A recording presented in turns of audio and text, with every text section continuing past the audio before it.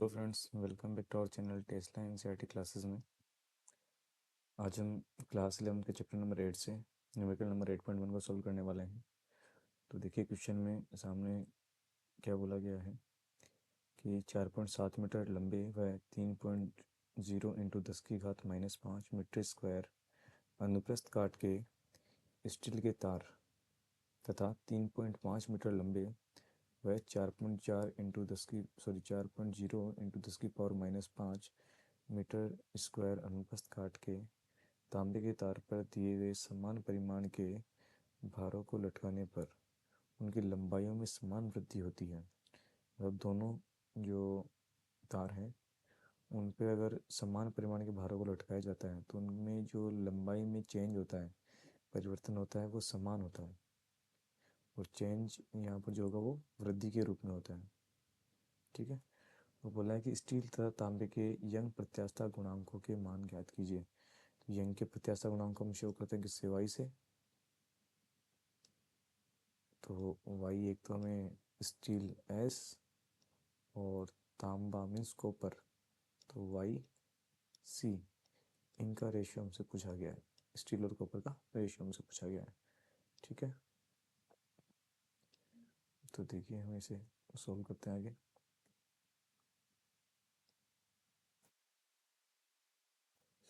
देखिए पहले तो हमें जो भी डाटा दिया गया उसे लिख लेते हैं एक बार। तो क्या दिया गया है? दिया है 4.7 मीटर लंबे और 3.0 इंटू 10 की घात -5 मीटर स्क्वायर अनुप्रस्थ काट के स्टील के तार। तो स्टील के तार की लंबाई, एक तो यह हमें दी गई है स्टील के तार की लंबाई। तो स्टील की तार की लंबाई को हम एल एस से शो कर देते हैं, लेंथ ऑफ स्टील, जो हमें दी गई है 4.7 मीटर। साथ में हमें स्टील के अनुप्रस्थ काट का क्षेत्रफल, तो स्टील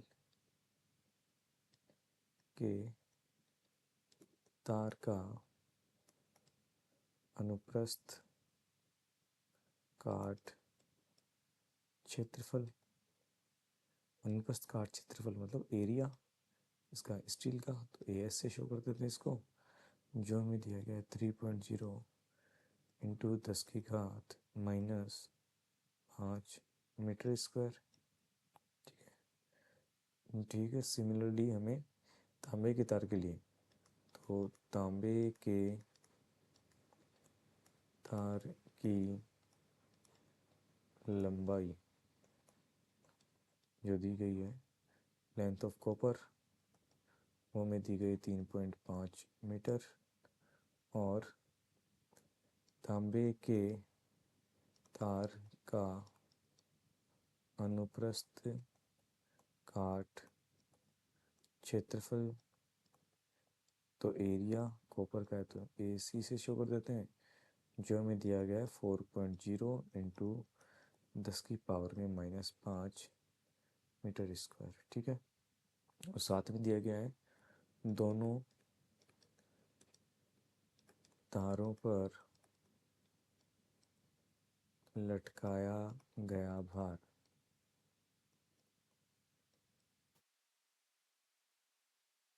भार कहते हैं या लगा हुआ बल कहते हैं, तो दोनों जो मान है वो हमें सेम, ठीक है, डब्लू दिया गया, मान लीजिए ये बल है।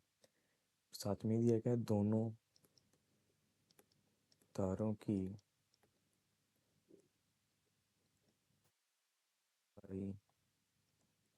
लंबाई में परिवर्तन, जो दोनों तारों की लंबाई में परिवर्तन है वो भी एक समान है। तो लंबाई में परिवर्तन हम डेल्टा एल से शो करते हैं, और जो मान लीजिए यहाँ पर स्मॉल एल मान लीजिए, ठीक है, जो दिया गया है ये भी दोनों के लिए सेम है। तो हम अगर डायग्राम के रूप में देखें इस चीज़ को, तो देखिए किस तरह होगा। ये मान लीजिए कोई बेस है, ठीक है, इस बेस से दो तार लटकाए गए हैं। मान लीजिए पहला जो तार है वो ये है, वो तार है वो मान लीजिए ये है। ठीक है, एक की लंबाई ज़्यादा है, एक की लंबाई कम है। तो ज़्यादा लंबाई वाला तार जो है अकॉर्डिंग टू क्वेश्चन 4.7 मीटर का स्टील का है, ये स्टील का मान लीजिए, ये कॉपर का है। तो कॉपर वाले का कलर हम चेंज कर देते हैं, मान लीजिए ये कॉपर का है। ठीक है, यहाँ पर जो एरिया है इसका, इसकी जो लंबाई है प्रारंभ में वो एल सी है, इसकी प्रारंभ में लंबाई जो है एल एस है, इसका एरिया क्रॉस सेक्शन का ए सी है, इसका एरिया जो है वो ए एस है। दोनों पर अब हमने कोई भार लटकाया है डब्लू, इस पर भी डब्लू भार लटकाया है, इस पर भी हमने डब्लू भार लटकाया है। तो दोनों की जो लंबाई में चेंज हुआ है, इसकी लंबाई में चेंज मान लीजिए ये है, और इसकी लंबाई में जो चेंज है वो ये है। ये जो मान है ये दोनों का हमें सेम दिया गया है। डेल्टा एल जो है, यहाँ ये भी एल है स्मॉल एल, यहाँ भी डेल्टा एल जो है वो हमें स्मॉल एल दिया गया है। ठीक है, तो यहाँ पर देखो बल लग रहा है, इसकी लंबाई के 19, और थ्योरेटिकल पार्ट में हमने पढ़ा है कि लंबाई के 19 जो बल लगता है वहाँ पर अंधेरी प्रतिबल और अंधेरी विकृति होती है, जिसे हम प्रत्यास्था गुणांक के रूप में, यंग के प्रत्यास्था गुणांक के रूप में शो करते हैं, दिखाते हैं। प्रत्यास्था गुणांक जिसे हम वाई से डिनोट करते हैं। तो जब भी बल लंबाई के 19 लगता है तो यहाँ पर प्रत्यास्था गुणांक कौन सा होगा, यंग का प्रत्यास्था गुणांक, क्योंकि हुक के नियम से, हुक के नियम से प्रत्यास्था गुणांक जो होगा वो होगा प्रतिबल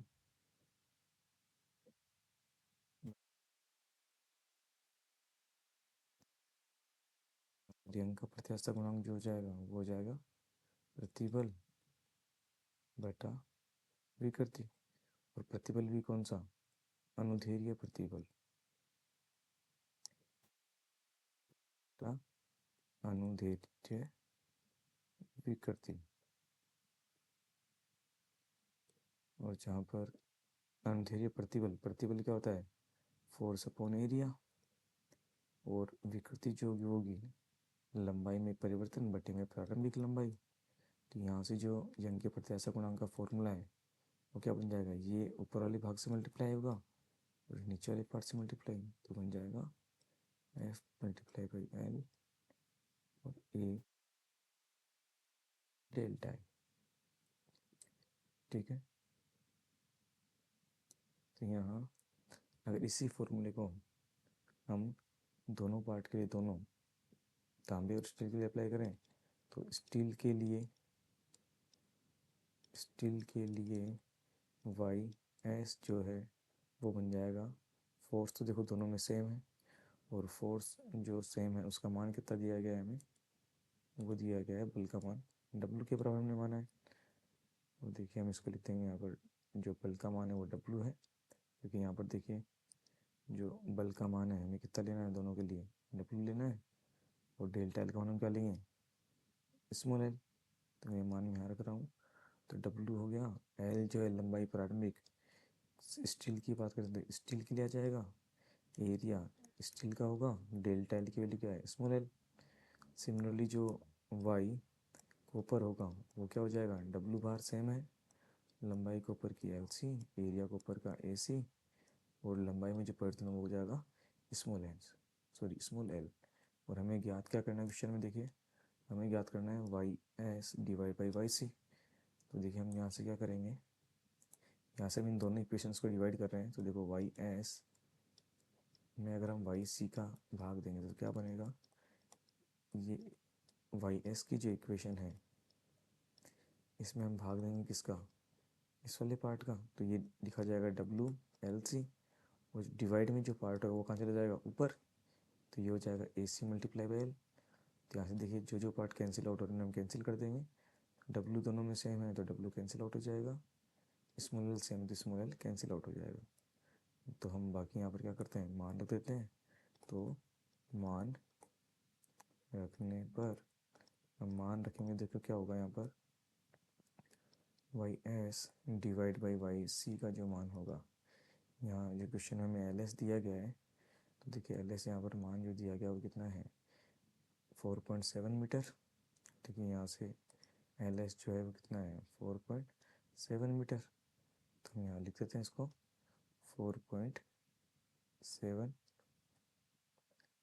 मीटर मल्टीप्लाई बाई ए सी। और ए सी कितना दिया गया है हमें, ए सी दिया गया है 4.0 इंटू 10⁻⁵, 4.0 इंटू 10⁻⁵।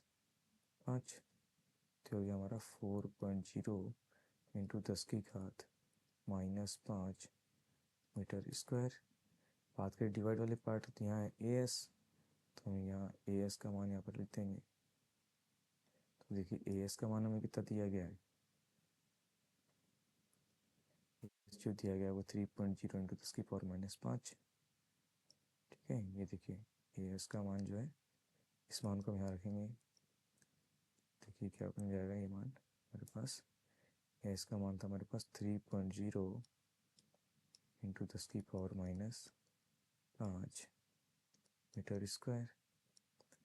और साथ में मल्टीप्लाई क्या है एल सी। एल सी का मान हमें दिख रहा है, देखिए कितना है, यहाँ से एल सी का मान जो है वो कितना है 3.5 मीटर। तो ये हो जाएगा 3.5 मीटर। तो कैंसिल कौन कौन से पार्ट हो रहे हैं, देखो मीटर से मीटर कैंसिल आउट हो जाएगा, मीटर स्क्वायर से मीटर स्क्वायर कैंसिल आउट हो जाएगा, 10⁻⁻5 से 10⁻⁻5। रिमेनिंग पार्ट को हम यहाँ पर लिख लेते हैं।